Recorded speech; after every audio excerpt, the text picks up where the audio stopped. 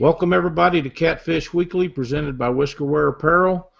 Along with Chuck Davison and Ron Presley, I'm Lyle Stokes, and welcome to the show. How's it going tonight, Chuck? Oh, it's going great. I had a nice, relaxing weekend. Got a lot of stuff done. Now I'm ready to get back, get my fishing stuff ready, so I can enjoy this winter bite that's coming up. Well, I got to tell you, we've been out of the Monsters a month now. Monsters on the Ohio is a month past us, and I am already having convulsions almost from not being able to line up a tournament until January. I mean, it's just unbelievable how addicted to this stuff everybody is, and it's kind of amazing that we don't have a tournament, close tournament this month. And even if we did, we wouldn't be able to go on account of sensory surgery. But I'm ready to go. I want to get the boat back in the water, get all the stuff tuned up, turned up, ready to rock. Yeah, that's the point I'm at. I hadn't even got my boat fixed from the little incident that happened at the Monsters of the Ohio. I'm in no big hurry to get it done. I know exactly what it needs and how long it's going to take me to get it done. So I guess just leaving it down for right now is really helping me out around here, because if it was up and going, I wouldn't have got anything done. I understand that. Tonight we've got Ron Presley on the show with us. Ron is an outdoor writer. He's a professional saltwater guide. He's just a really excellent guy to have on the show to share a lot of thoughts and input from a different perspective than most of the catfishing guys do. And welcome to the show, Ron. Hi, guys. Thanks for having me. I really appreciate you asking me on. Chuck, I'm sure that you have a bunch of stuff to visit with Ron about, so why don't you take off and see what we can come up with here. Yeah, Ron, the first thing I want to ask you was, you moved down to Florida, I think, from Texas, and you started a guide service. From the love of fishing and taking people out and teaching them, the stuff that you've learned over the years and being able to make a living at it also. I'd like you to go over some things that some of these guys that really want to become a guide later on, that some things that can make a really big difference on them making it in the industry or not. Yeah, that sounds great. I've always loved fishing. Like so many other people, I got started because my dad was a fisherman, and we fished for everything. Grew up in Kansas. Did a career in college teaching and administration, and at one point my daughter moved to Florida, and I've come down visiting one time and just fell in love with all that water down there, and moved down, continued teaching a little, but when a school closed that I was teaching at, I made the decision to go ahead and become a guide, and went and got the captain's license and so on, all the requirements that's needed, and I did that about 10 years. I went through 2 licenses.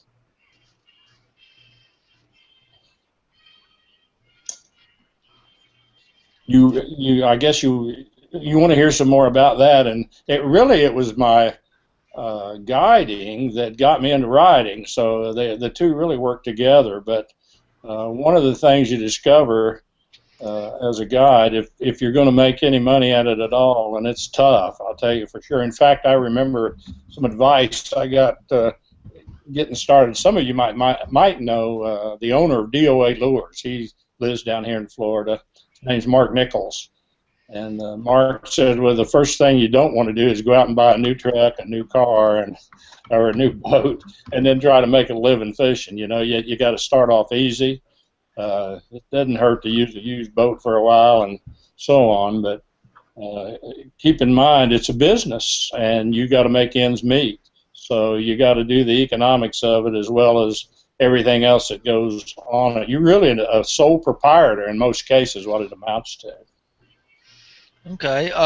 What type of, the guides when they go out, what should they be looking for to run their business right and making sure they don't go in the wrong direction? What have they got to have a love for versus what do they have to do to make their guide service work? Yeah, well, I think you have to enjoy seeing other people catch fish too, and it's not just a lot of guys go out there and they just want to fish and they want to catch fish and get paid for doing it. I think, and those are not usually the successful guides. I think the successful guides are the people that understand that they're going to have somebody on their boat a half a day or a day, and they're going to have to entertain them. They're going to have to make them happy, and whether they catch fish or not. So there's really more to it than just being able to catch fish. You always got to be working towards those repeat customers, because the successful guides you will find will have quite a few repeat customers that come back time after time. Yeah, the days that I'm out on the water and I get skunked, I don't even get a nibble. And I sit there and think to myself, I've thought about being a guide before, and I call myself a pretty decent fisherman, and here I'm not even getting a bite. How would I act, and if I had clients on the boat and I was going through the exact same day, it would really be tough on me. That was always interesting. That was the worst day of your life. I'm happy to say I didn't get skunked very many times, but it does happen, and when it does, you just got to kind of make the best of it.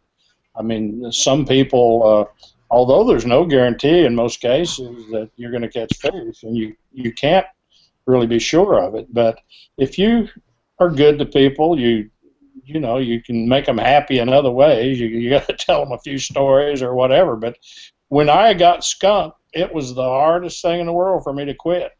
And the reality of it was one of those days. They don't bite every day. And when you get one of those days they're not biting, there's not much you can do. So you just got to kind of go ahead and get over that one and look for the next one to come up.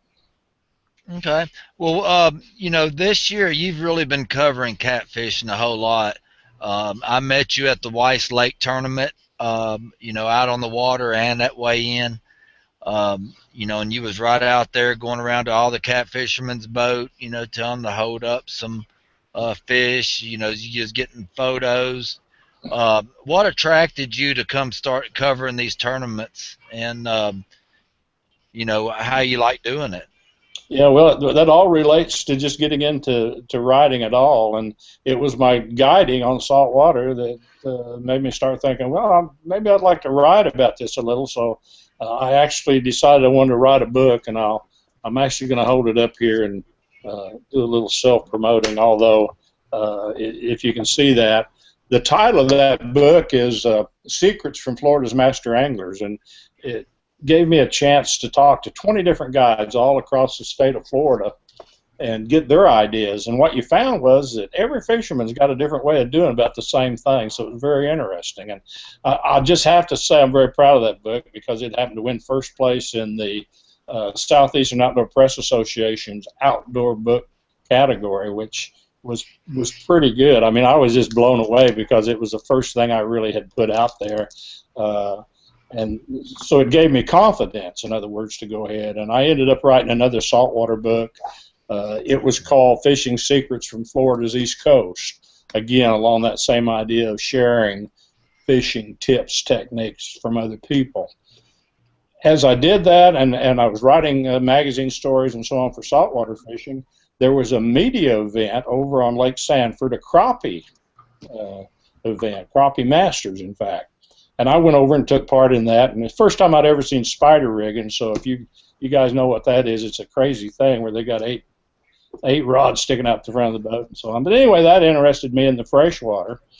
I knew T.J. Stallings from TTI Blakemore and Daiichi Hooks before that, but I'd met him through that again. And then a little while later, I saw T.J. Facebook post from, I believe it was Tunica, on the Mississippi River, and they had those big catfish, and I was thinking, man, that looks like something I'd really like to do. TJ says, well, I got the man for you. And lo and behold, it wasn't a couple months later, I found myself on Wilson Lake with Larry Muse and his Dino, his stepbrother that he fishes with. And, that's a pretty good way to, and that was my introduction to catfishing, really. I mean, I did a little bit of growing up in Kansas, but my fishing had all been saltwater.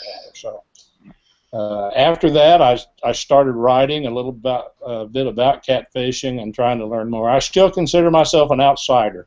That's why I'm running around everybody asking questions and taking photos. You know, I'm learning all the way here, so it's been fun. I guess I got hooked on them. There's something about them that's just, you know, it kind of draws you to it. And the people that I talk to, the passion they have for it is just really kind of incredible. So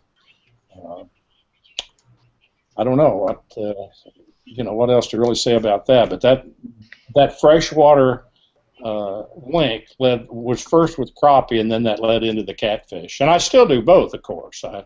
The places that I publish, I usually publish both things. The other thing to think about on that question, it was 2014. I went to the New Madrid when the Big Cat Quest had their classic there, and that was my introduction to the Mississippi River. Which, you know, I couldn't believe that I was fishing on the Mississippi River in the first place. But it was windy. It was bad. I mean, you know, I just thought, well, it's the Mississippi River. It's big, bad, and mean. And then this year I got to experience Memphis, where it was quite a different situation. I mean, it was calm and peaceful, and I really did enjoy that. You know, it's just it was much different though. I liked it a lot. So, how'd you like that Tennessee River when you was on it? Oh boy! Of course I was on Wilson one day, and just maybe you're thinking about the fish that I caught there. I was pretty impressed. I fished with Brian Barton. He's in mussel shows, and fished on Wilson Lake, and managed to catch my personal best 62-pound blue cat. So been impressed with that water stance. I'd heard about it a lot, but actually ended up the two times that I fished with really what I consider well-known catfishermen was on that water, and I can see why they like to go there. Right, and you did a tournament with Larry Muse on the Upper Coosa around Rome, Georgia. Is that correct? Yeah, that's a story I love to tell, because I never thought of myself as a tournament fisherman for sure, but it turned out that way because you know, we went to Rome. I went up there to cover it, of course, and Larry, it was Dino that couldn't come. Frank Metter, his step dad, I guess, was with him, but he asked me to fish with him. Well, golly, I'm not going to turn that down, you know. I'm going to fish with him. So we managed to pre-fish one day and then fish in the tournament. And as it turned out, you know, it was tough. It was a tough fishing day, and we're going along, and lo and behold, I catch a fish. I don't know, a 6 to 8 pound fish. It wasn't very big, you know, but Larry was just happy as a lark, because he was in a points race at the time for Angler of the Year, and he was happy as he could be because he was going to get to weigh in. And so as it turned out, he caught a bigger fish later at 18 pounders. I mean, we ended up finishing 3rd place in that tournament. So, you know, I should quit while I'm ahead, I guess would be the best. Fished one tournament, finished in the top 5, but actually in Memphis, George Young had asked me to fish a tournament with him in Alabama maybe this year, and I'm working real hard to make that happen. I hope I can. So I'll be a 2-time tournament fisherman. I know you guys that fish them think that's crazy, but it was pretty cool to be a part of a team like that, and to win or place at least. Are you planning on writing any type of book on catfishing or anything like that? It crosses my mind, but after writing those 2 saltwater books, it's kind of like, man, I don't know if I ever want to do that again. It is hard work. There's 2 years of your life goes into one of those books, so it's not something that just, you know, it's tough.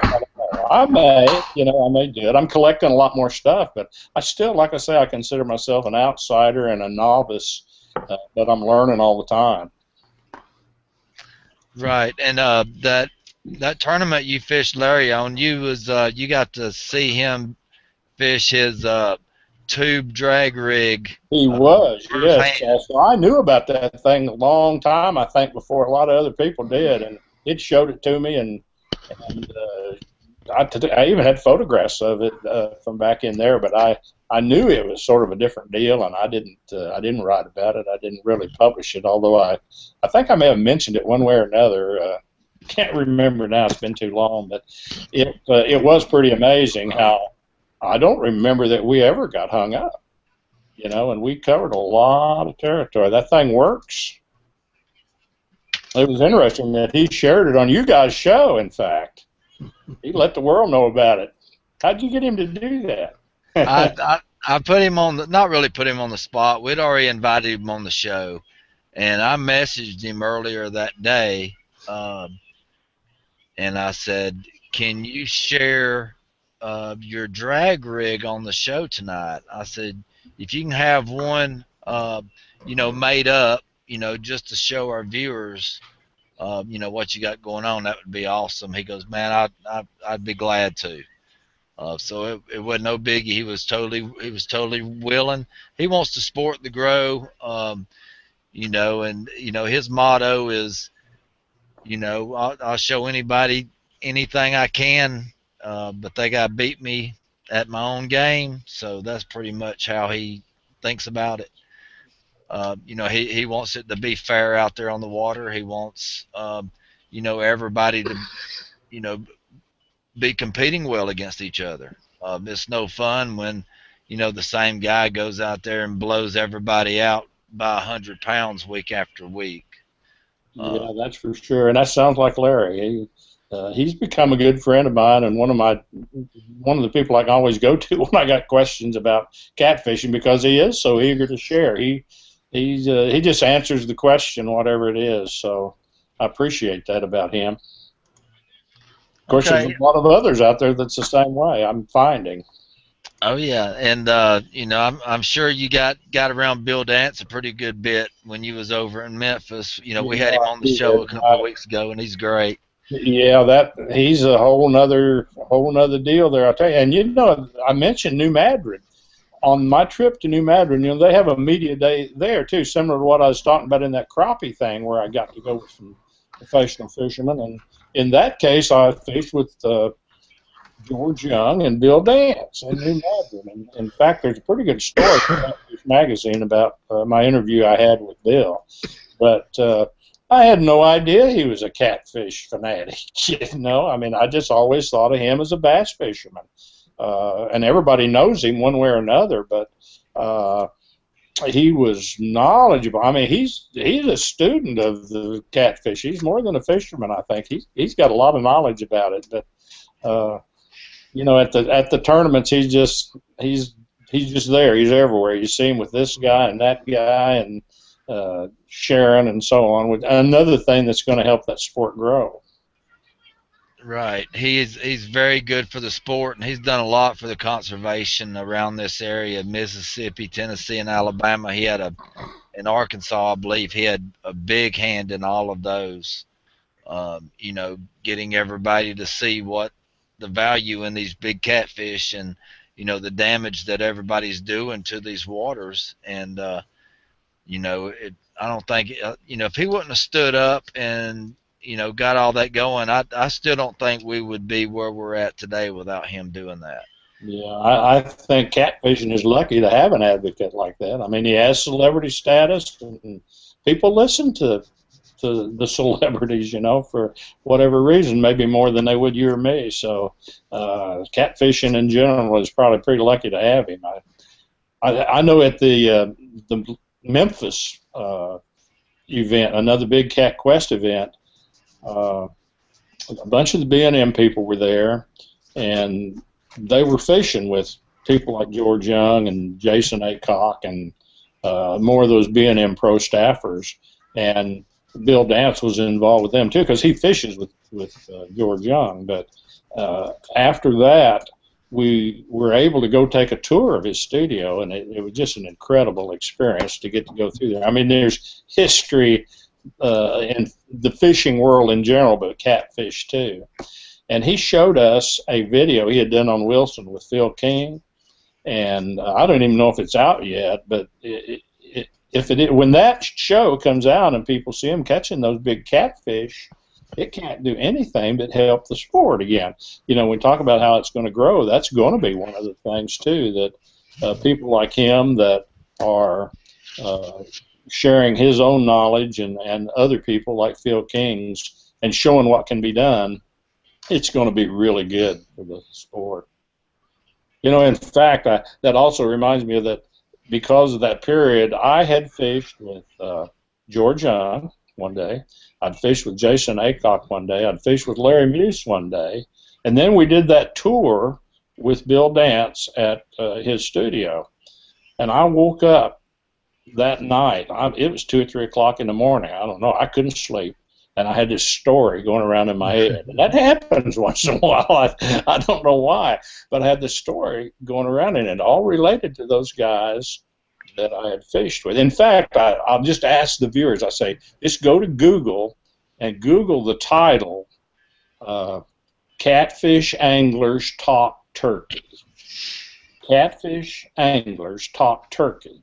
And you'll find the story that I published the next morning on my National Fishing Examiner page of what those guys were talking about. And I'll leave it to y'all to read the story, but what it was, without being asked or anything, just in the process of being with them, what I was hearing was we need to share our knowledge more with regular recreational anglers. And I just thought it was kind of amazing that everybody I'd been with was on that same tune. You know, they were talking about the need to do that. And I know you heard Larry say that and all, but here was all those other guys saying it too. And so it's catching. The more it catches, you know, the better it is for catfishing. It's just going to help grow the sport. Okay, you know, you've been on the outside looking in. From your observations, what do you see that catfishing needs to do to really, you know, start getting a grasp on things and, you know, head in a positive direction where we can be where we want to be in the next few years? Yeah, boy, that really is a tough question. I think my first thought is to we may need to model things kind of after what the bass people do or what the crappie people do. And what those people do have is a lot of big sponsors. And I think it's going to be tough. It's going to be one by one and convincing them that there's something to the catfishing. And their reason for being a part of catfishing is going to be different than ours. I mean, when I say ours, I should say you all's. Again, I feel like I'm an outsider myself, but they're in business to make money, so profit and the bottom line is going to be important to them. But if we convince them that this is a growing sport and there's a growing market, then they're going to be interested.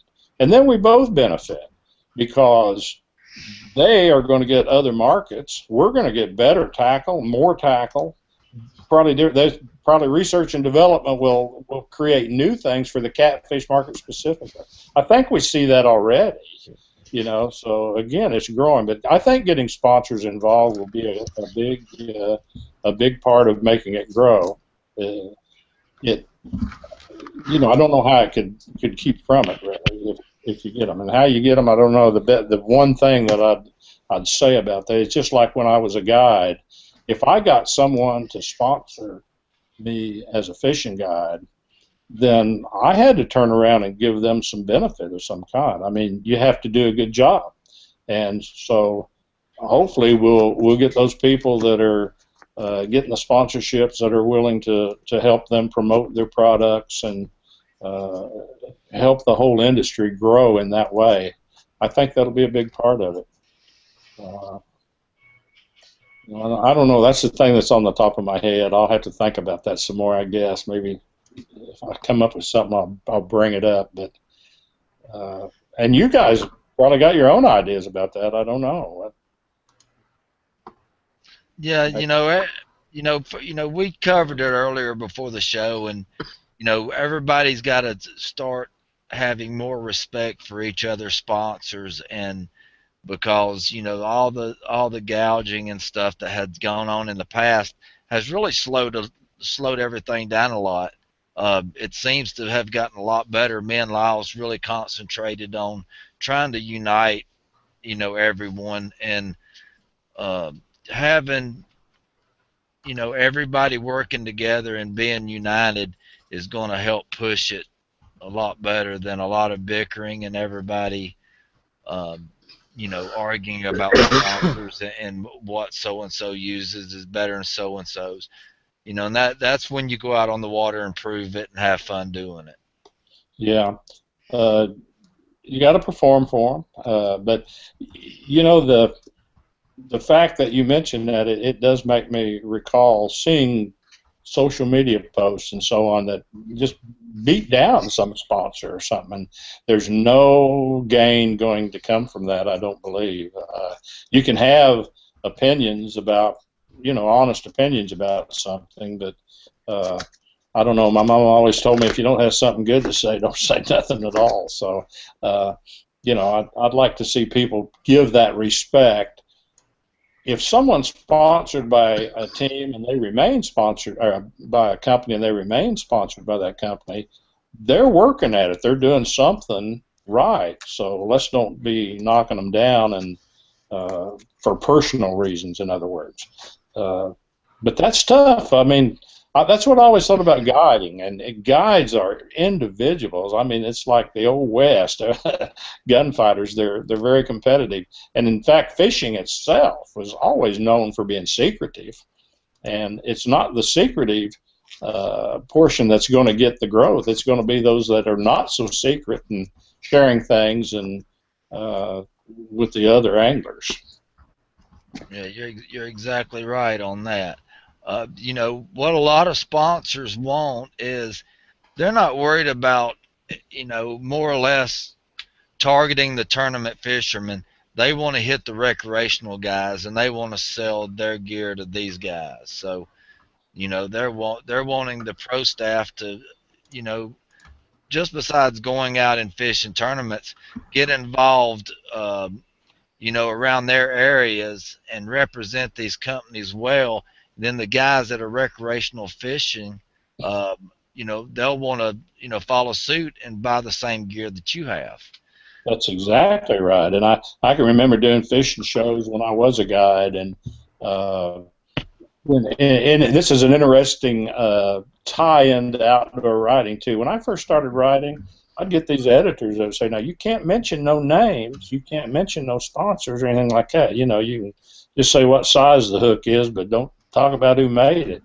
But when I did those shows and I'd have anglers come up and talk to me, they wanted to know exactly what you were using. They wanted to know what the brand was, they want to know what size it was, and so on and so forth. So, and I see that changing in writing too. Of course, the internet's helped that too, because people write whatever they want to there, and in a lot of cases without too much editing, which is not all good.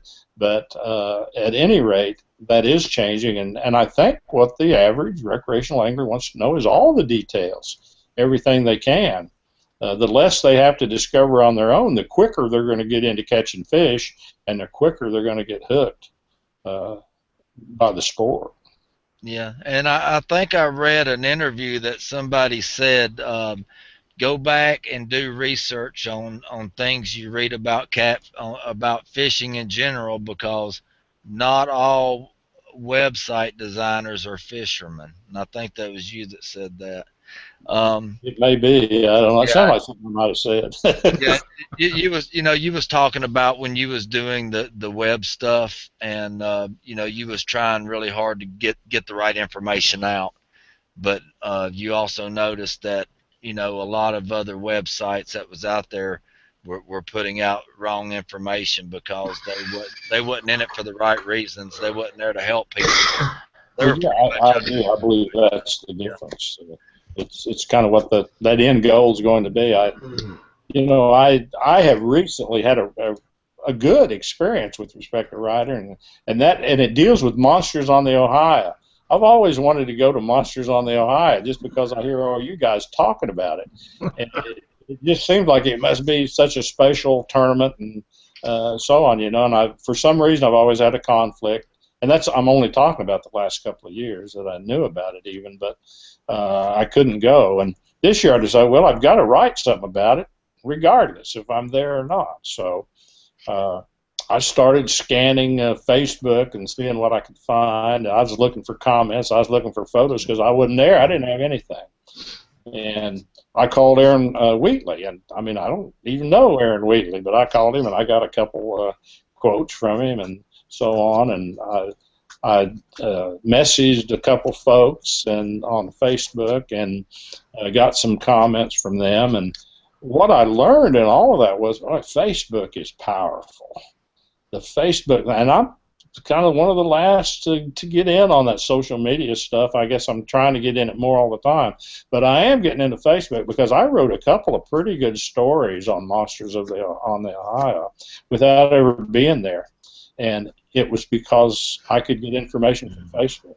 I'm an email guy. I love to use email to communicate with people and get information, but I have found that a lot of people don't look at their email anymore, and I can contact them on Facebook quicker than I can by email. And again, I still find those catfishermen out there eager to share. I've never had anybody say, well, I'm not going to tell you that. You know, it seems like they always share their information. And like I say, I learned a valuable lesson there. Facebook is powerful, and I'll use it a lot more in the future. And I can do things that I wouldn't be able to do just because I'm not there, in other words. So more and more people. I'm trying to make more catfish friends on Facebook. I probably get one or two every day. So if anybody's out there, send me a friend's request. If I don't know about you, we'll hook up that way.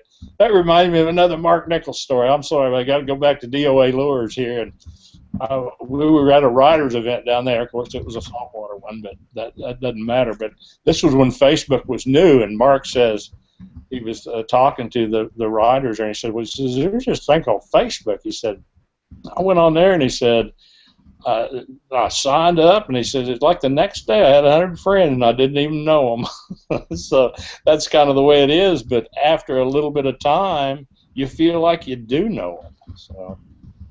You know, there's good and bad, but I really appreciate the good part of the Facebook community. Oh yeah, it's really helped you know, catfishing as a whole, I believe. You know, a lot of guys are criticized because they, you know, guys call them you know, internet fishermen and, you know, stuff like that. But you know, they just having good times, and you know, a lot of guys, you know, probably can't afford to go a whole lot. So, you know, it's all about fun and games when people call somebody that, you know, and finally when they do go out and get a fish, they kid with them, oh, you can catch fish.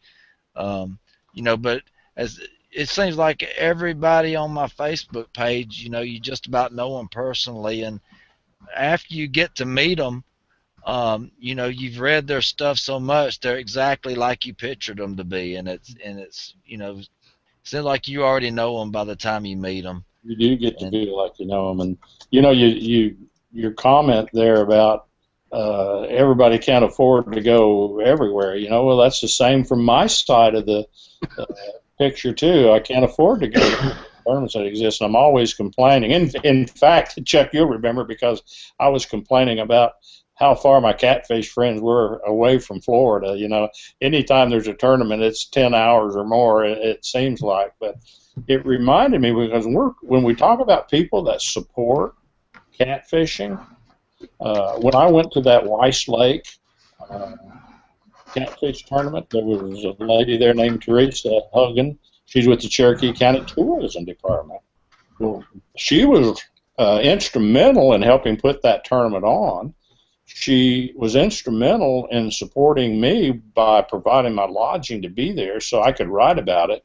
And there's people just like that all over that we don't really hear about them. At those tourism agencies, whatever their name might be, they go by all kinds of different stuff, but they're actually supporting the industry too. And I don't know how we reward them for that or what, but they're supporting us. We ought to at least recognize it properly. That's correct.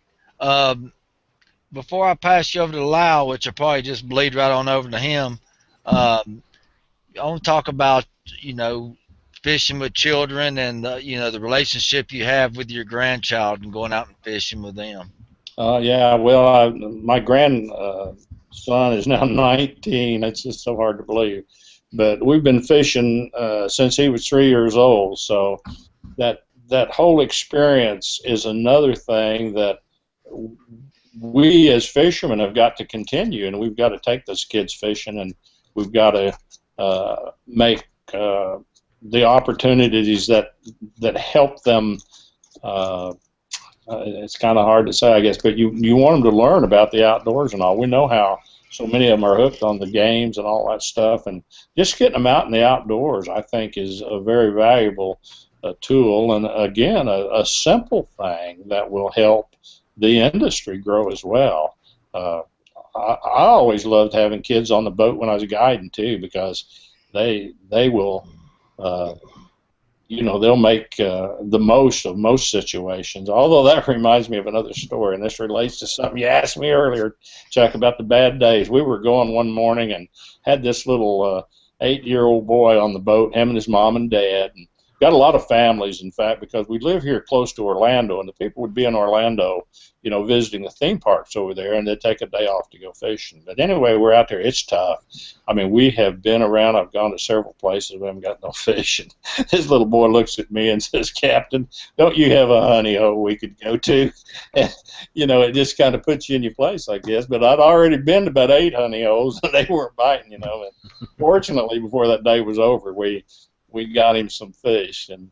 But those kids will put you in your place. So, take a kid fishing. That's what I say. Yeah, and you had said in another interview about you being in the boat with kids. You also learn stuff from them about how to slow down and just don't make it as intense as everybody's getting used to it. Going out and fishing 8 hours straight, kids can't do that. So you're bringing back memories there somewhere. I can almost remember that, but I'm not sure where I wrote it. But it's so true that you can't go out there like you're fishing a bass tournament and just blow and go. You really got to take time. I mean, they're happy sometimes dipping shrimp in the bait tank, or whatever. It doesn't have to. When you catch them a fish, that's a real big plus. They light up like nobody's business, and that's your photo op, and that's what mom and dad can take home with them too. So fishing with kids is a joy. It's a blessing, really, and I always enjoyed having them on the boat. Yeah, people think I can bring the kids out and it's just going to be a regular fishing day, and that's when you have to think you need to bring yourself down to their level. And you really have so much more fun doing that than you do any other time you go fishing. Yeah, just think about a little, plan it out. Yeah. Yeah. All right, that's about all from me, Lyle. What do you got for him? Well, I got a couple of things to visit with Ron about. Ron, what got you started in your writing career? Well, the writing itself, I guess I kind of mentioned earlier, it just come out of being a guide. As I developed more knowledge on fishing in general, I guess I started writing about it, and that I guess would have to come from the academic career too, because I wrote a lot in my earlier career, but it wasn't about the outdoors, It was about other stuff, and so it was natural to write.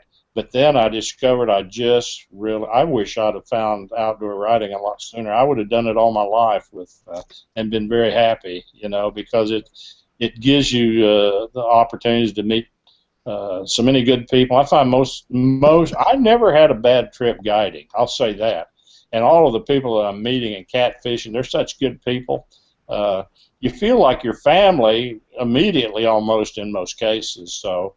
But, really I got started out of the guiding and just having the willingness or the desire, I guess, to, first of all, those 2 books come up, and I did that, and then the other stories, and then you find out you can make a little bit of money at it because people will pay you to do it. But I'll have to also say that isn't anything like it was in the old days from what I hear. Before the internet, you could really make a living at it. But nowadays, very few papers even have a outdoor departments. So it's a tough business, but I love it. I love what I'm doing.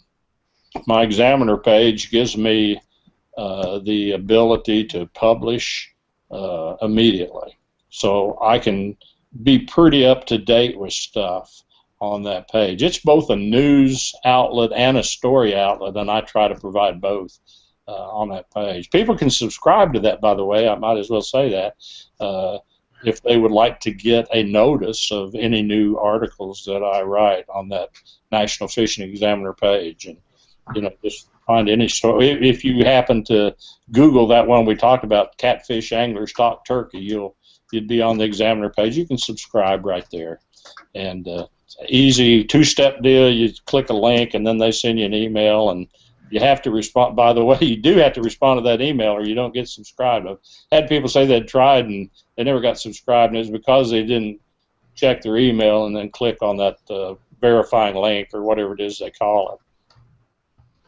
Okay, awesome. Other than the Examiner, I know that you write for Catfish Magazine. Is there any other magazine groups that you write for? Those two are the main catfish outlets, but I also write for Crappie Now, which is an online magazine. And it's a free subscription too. Just go to their website, crappieNow.net, I believe it is, and you can subscribe to that one. So if you have an interest in crappie fishing, that's a good one. As a freelancer, I write for various ones, but those are kind of the regular ones that I write for all the time. With Catfish Magazine, I don't know how I really got started there, but Doug Smith, who publishes that magazine, had just done some kind of email. He had me on his list, I guess, and I saw it, and they were asking for some input or some articles, some submissions, and I submitted one that time, and I've had an article in that ever since it started now. I hope I can keep that up for some time. And in fact, this next issue, you will find a new column called Profiles in Passion. And that column, that'll be a monthly or bi-monthly column. It'll come out every time. Profiles in Passion, somebody. I tell you, the first one's going to be my good friend Larry Muse.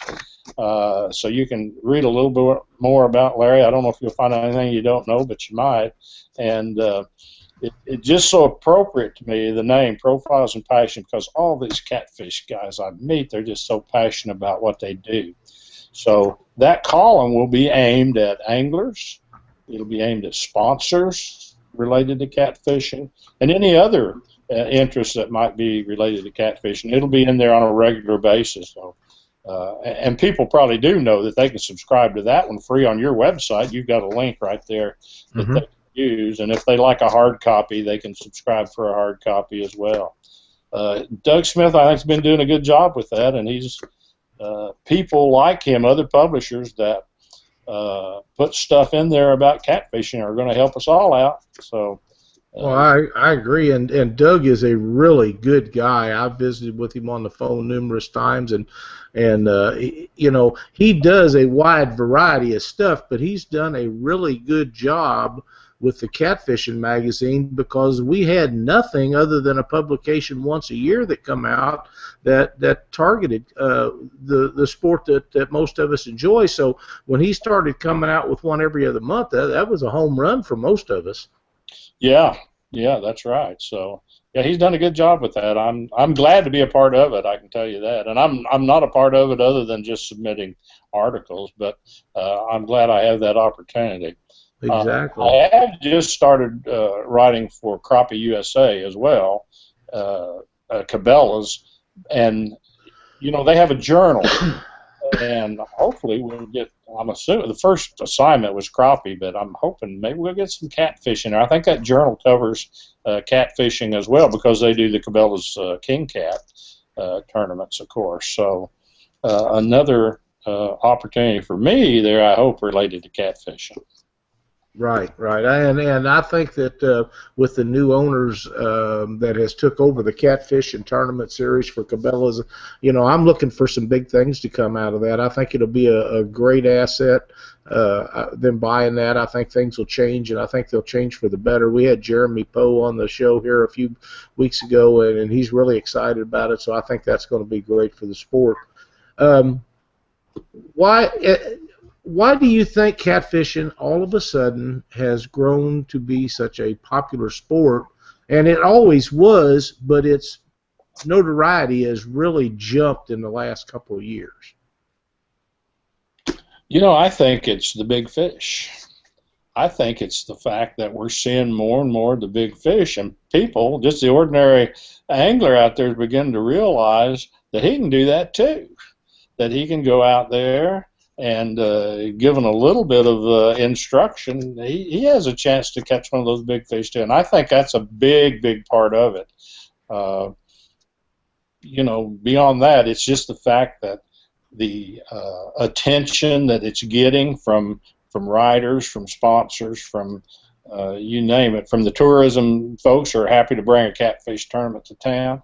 All of that attention is just going to grow. But I think one of the really big factors is the fact that, hey, those things are huge. There's big fish out there, and I can catch one. And I think it's just going to keep growing in that way. Well, and I do too. I really do, and I hope that it does. And publications and outdoor writers such as yourself and the sponsors has all been a great part of that. But I think, and I have a theory, and some people agree with it, a lot of guys don't. But you can't have a tournament every time you have a tournament. You can't have it in big fish water. Sometimes you have to have it in where there's medium or small fish. And if I'm going to the Red River and there's a tournament up there, because they have a really good one up there, and I've been to it. If I go up there, I know I'm not going to catch an 80-pound blue, but it's very possible to catch a 20 or 25-pound channel cat. That's what I'm looking for, is the biggest fish in that water. It doesn't have to be an 80-pound flathead to make me happy. If I'm catching some of the bigger fish in the water, then I'm going to be as competitive as I would be if I was on the Mississippi down in St. Louis catching 60 and 80-pound blue cat. Well, yeah, it's going to be location specific. So, that makes me think of the only time I ever saw one of the hourly formats, didn't even know what they were. You know what I mean? Where it's like 7 tournaments in one, really, because they'll give 4 places for every hour. So the fishing starts at 6, the weigh-in starts at 7. The 7 o'clock group, whoever brings in the biggest 4 fish, are going to win a prize. And it just, it doesn't have to be a huge fish. It's going to, by stretching it out like that and having it every hour, it just seemed to me like it fits what you're talking about there. The fact if you're willing to fish and catch some fish, it doesn't have to be a huge one, and you can even win some money at it. Well, some of the more fun tournaments that Cindy and I have fished in the last several years has been over around Peoria, Illinois, on the Illinois River. There's a great bunch of guys that put on a tournament up there, and Tri-County or Tri-City, the name eludes me right now, but them boys, they do a heck of a job putting on tournaments. They got some of the greatest channel cat water that you could ever fish in the middle United States, and they got some flatheads, and there is some blues up there, although the tournaments that I fished over there, nobody got in any blues or flathead. Well, there were some flatheads turned in, but they wasn't big ones. But they're catching 10, 12, 15-pound channel cat fairly regular over there, and I'm telling you that there's nothing wrong with fish like that. And if you know going in that you're fishing for a 50 or 60, 80-pound weigh-in, and you're going to win it if you get a weigh-in like that, or at least be in the top 4 or 5, I'm all over that as long as I know what I'm up against. And you sit there and fish for 6 or 8 hours and it's just constantly catching fish, and there's no way that you can go wrong doing that. I'll tell you what, I've always been one that if my pole was bending, I was pretty happy. A big one, I like Right. to catch fish, so yeah, that sounds good to me too. I understand. What's your personal best catfish that you've caught, Ron? Well, is that what I mentioned to Chuck there a while ago? I caught that 62-pound blue cat on Wilson, fishing with Brian Barton down there, and I still, I'm ready to go back. I'll have to say I just didn't expect that, but usually the first time I ever fished, it was with Larry Muse, as I said, and we were suspended. We were trying to draw those fish out of the timber there in Wilson, and we caught quite a few fish, but the biggest one I think was 18 pounds, and Larry was just so disappointed. That 18-pound fish was big to me, so. But now I find you guys, I'm going to say, you go out there, you're kind of expecting to catch a 30-pound fish in most cases if they're in the water, I think. So that's that positive attitude of catfishermen, I think. You're talking about fun tournaments. I have to mention the one that I'm going to be fishing later in the month. It's called the Toy Rod Tournament, and it's a toy rod catfish tournament, and you have to use a Barbie doll rod or I think mine are Spider-Man rods. Snoopy's or something. I'm using, but so we'll be doing that. It's a charity deal, and it's for kids again too, because you bring a toy to give to the kids, and it's before Christmas, so it's a Christmas time thing too. But it's just fun to do. Right. We'll get several people out there doing that. It'll be fun. Heck yeah, there are. We've had those around here different times. And Russ DeVore, actually, I don't know if you know Russ or not, but he come up with one of those Snoopy poles one day and put a 6500 Abu Garcia on it, mounted it. Wow. Yeah, and he caught a huge fish on that thing. I don't remember now what it weighed, but it was absolutely a monster, and I guess it was quite a riot. So they're a lot of fun, and for that type of a deal where you're doing it for a good cause, and that's a great deal. Well, they don't allow us to change the reels, but I do have a 20-pound Power Pro on my my little Snoopy reel or whatever it is. Right, I can understand it. What's your favorite way to fish for catfish? Oh boy, just a few weeks ago, I probably would have said it was suspending. That first trip I had with Larry Muse on Wilson, where we were fishing suspended and drawing those fish out, never having to throw an anchor out. I use that spot lock and stay in that one spot.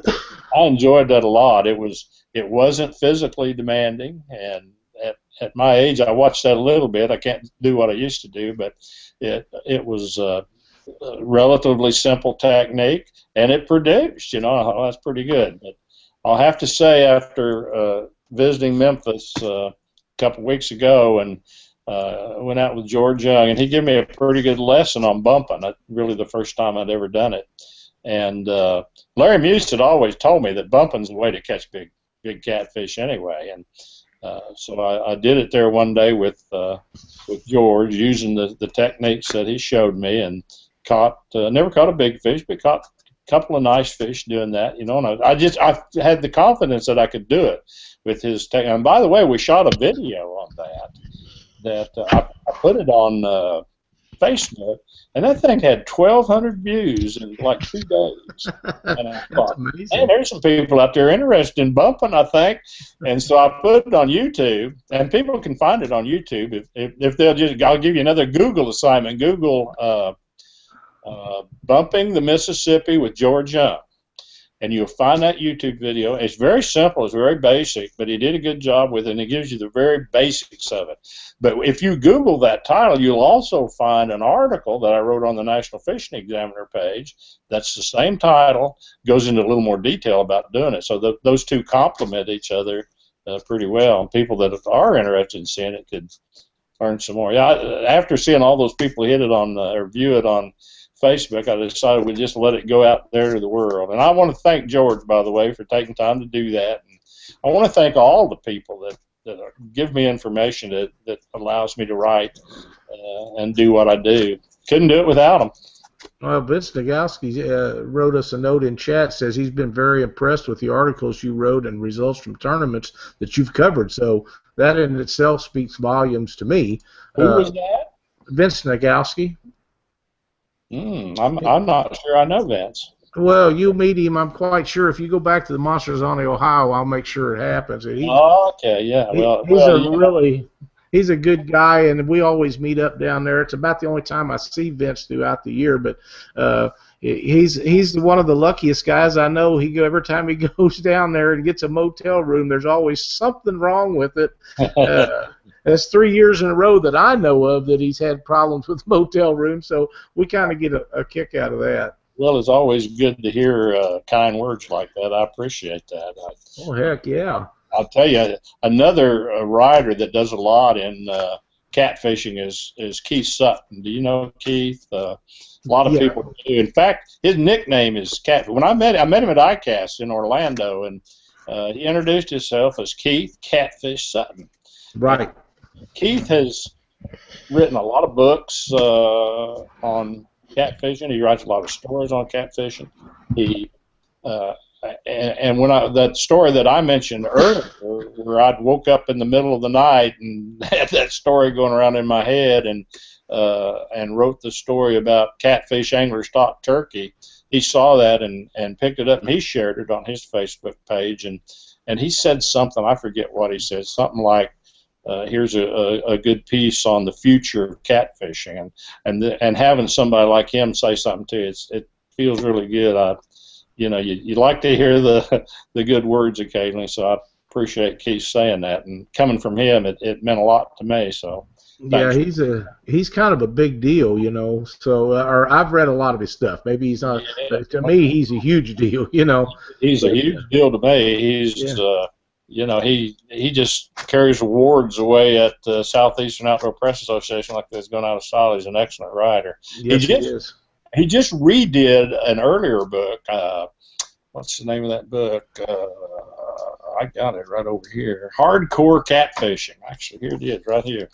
And that's a good book for anyone interested in just finding out all kinds of things. I mean, it's about everything, and it's a second edition, which means he's improved on what he had in the first place, and it was an award-winning book the first time. So yeah, Keith writes a lot of stuff. Yeah, that's awesome. I know he's been writing a long time. Cindy has left me a message that tournament series is TCCA, and those guys, if you're ever up around Peoria, Illinois, or in that area, and you want to fish a tournament, give them guys a shout. I'm telling you, it's a very well-run tournament, and you jump in over there and think you're just going to sneak in there and take their money, you're going to be dealing with a lot of really, really good fishermen. I mean, Joe Lucky and Jerry Klein and Doug Rice and I can't think of the other guy. We had him on the show here a while back. I can't think of his name. I keep running into memory lapses tonight for some reason. But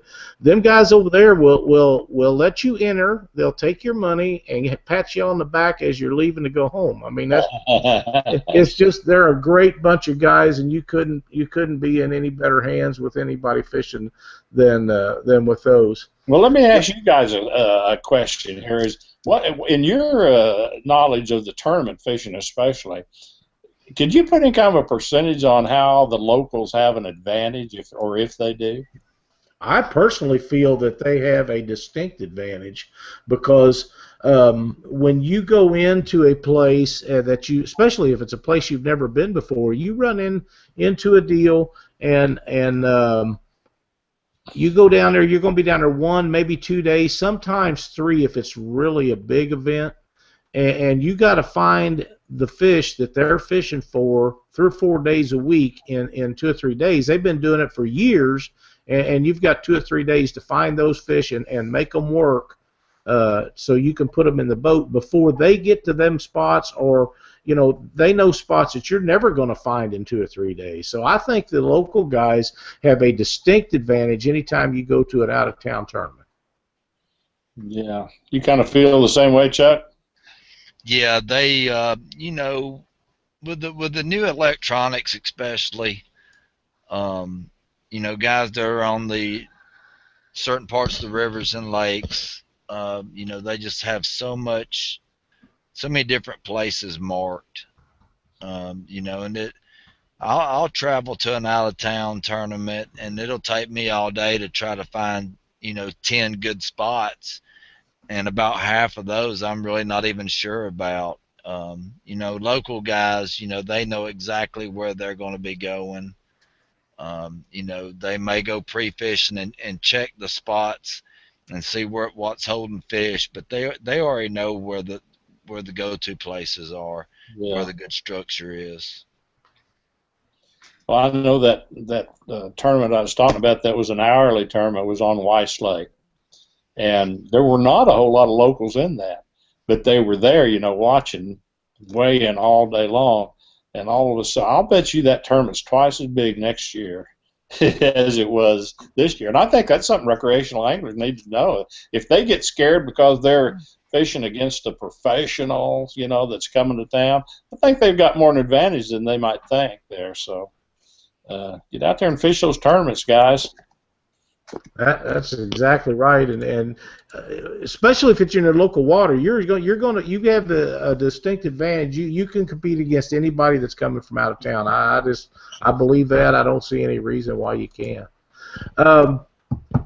Ron, I understand that you have a new column coming out in Catfish Magazine. Would you like to share that with us? Yeah, that's that Profiles in Passion column, and it's going to be in every issue from here on out, as long as we can get a good issue. And by the way, I would love to hear some feedback on this if people read it, and just let me know what they know. But it will be geared towards looking at people, sponsors, at anyone, you know, in the catfish industry that I come up with. And maybe some of you out there will even have an idea, say, here's somebody that needs to be profiled in Catfish Magazine. You know, give me a shout, and I'll put it on the list, and we'll see what will come up there. But I'm looking forward to that, just because of, first of all, the opportunity to do something consistently, and secondly, just because of the people I've met. Like I mentioned earlier, Larry Muse will be the first topic in that new column. So just looking forward to doing that. And I think people will learn from it, because it will include more than just who this person is, but it'll include his fishing tips. It'll include his thoughts on conservation, for example, and so on. So looking forward to doing that. The first one will be in the December issue, I think. So let me know what you think about it. Absolutely. I think that's a great advantage that they're going to have with a column like that. I think it'll do great things for the sport, and you'll get to find out stuff about some of these people that you may never have known, or may not ever have been able to find out until you write about it. That's right. Yeah, it's an interesting process. I'm trying to set up an interview form that will kind of get the same kinds of information out of each of the participants. So, and like I say, it won't be just anglers. It'll also be sponsors. It'll be anyone that possibly has an important role to play in catfishing.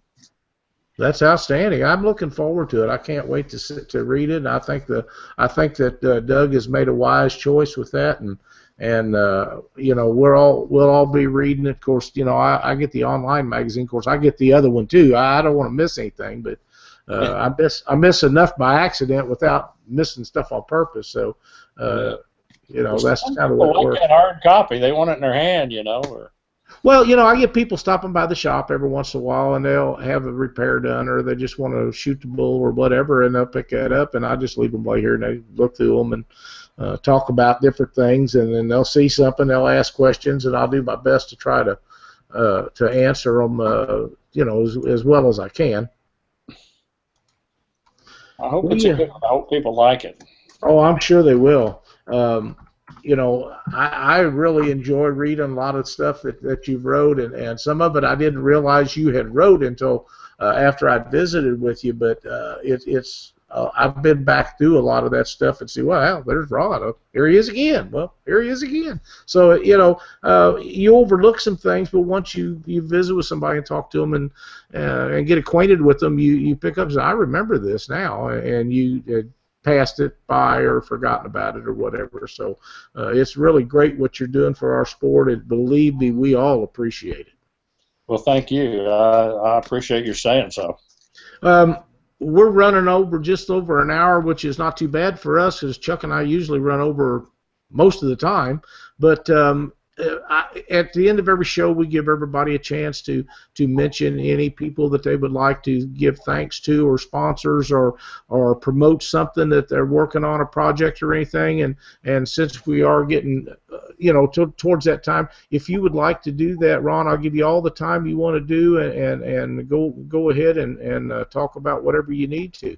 Well, thank you. Well, I've done most of my promoting along the way, probably, but I would invite everyone to subscribe to my National Fishing Examiner page. I'd appreciate that if you did. And the YouTube thing is real new, but it's a subscription thing too. So I would like to pick up some subscriptions on that. And there's only 2 videos up there right now, but I'm going to add to it, and it's going to be things that are fishing related.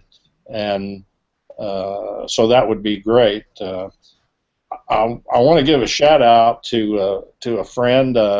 Everyone probably that's listening knows David Shipman and Brooke Wilkins. Wilkins won the world champion of catfishing thing earlier in the year, and I just want to give a shout out to half that team, because Brooke got married over the weekend. So congratulations to her, and she's a catfishing gal for sure.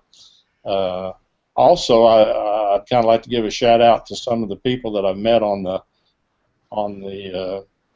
different events I've been able to go to, and a couple of them are just great catfishing families. And that's the ones I've met: Troy, Angie, and Dalen Boatwright, Wayne, Jennifer, and Connor King. I just keep up the good work. You all are a good role model for some of the other families that might like to get out there and have some fun catfishing. I guess the final thing I'm going to say relates to Chuck in a way.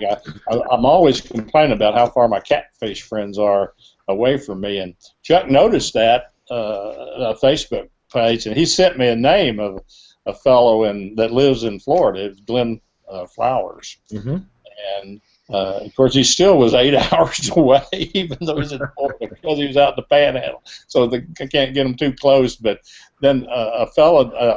A Facebook friend named Catfish Ronnie, and I don't know him other than Facebook. He chimed in on that post, and I looked at his page, and I saw a post he made a couple of days ago. He said, "I might just go catch me a state record tonight," and I just thought, man, you just gotta love that attitude, And I've had Larry Muse say, I know I haven't caught the biggest one out there yet.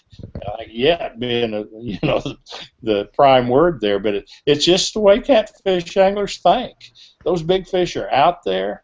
They're going to be calling anglers to come out and try to catch them, and that's the more we can share the fun and the techniques to catch those bigger fish, I think the more the sport's going to grow. I'm just happy as heck that I've found it over the last couple of years, and maybe we'll be a part of helping it grow. Well, I want to extend an invitation if you ever get to Missouri or the mid-United States, especially after the water warms up and everybody gets healed up from whatever we got going on over the winter. Give me a shout. We'll go at a line. We'll have a good time. We may not catch any fish, but I promise you a good time. I would love to do that sometime. I really appreciate you guys asking me on the show. Well, thank you so much for joining us. Chuck, what do you got for closing statements tonight? I don't have a lot. There's nothing going on around here until winter blues, so I'm getting ramped up for it. Well, I think that everybody is. Oh yeah, it's going to be something else this year. Everybody's had time to prepare. If the weather works out right for everyone, it's going to be great. It's just all on the weather. That's what we get for trying to do something in the wintertime. But I'm sure that it'll play into everybody's hands, and everybody's going to be able to make it and have a good time. So. Well, one thing about it, Chuck, it won't be a bit wetter this year than it was last year down there, because there was several ducks, I'm sure, drowned in that monsoon we had. Oh yeah, that was I seen them water skiing. Yeah. They were, that it was a pretty good monsoon. Yeah. That the bimini top didn't even help. The rain just blew right through it. It did. It was. Well, we had that cover on ours. It's a complete enclosure, and I was drowned. You know, but then we had some other issues too. But it's still a good time. It's a great tournament. General does an awesome job putting that on, and as far as I know, and I may miss something. If I did, I'm sure I'll hear about it. But that's the next big deal we got going on. Is the Winter Blues, and I'm looking forward to everybody getting down there and having a good time. By the way, Ron, Vince had left a note a while ago that he will be at Winter Blues. If you get a chance to make it up there, you can meet him there. When is that exactly? January 2nd, Joe Wheeler State Park. Would I be all right in my Florida shorts? Yeah, you should be fine if you. You might want to bring something to cover them legs up just a little. Yeah, I bet so. Boy, that would be cool. I'll have to think about that. Well, it's a lot of fun, and it's a very well-run tournament, and just a great bunch of guys will be there. And most of them have been stoved up all winter or all fall and hasn't been out much. So, you know, everybody's going to be flopping at the jaws ready to get in that water. And Ready to go, aren't they? Yeah, you bet. Well, listen, everybody, we want to thank Ron Presley for being on the show tonight.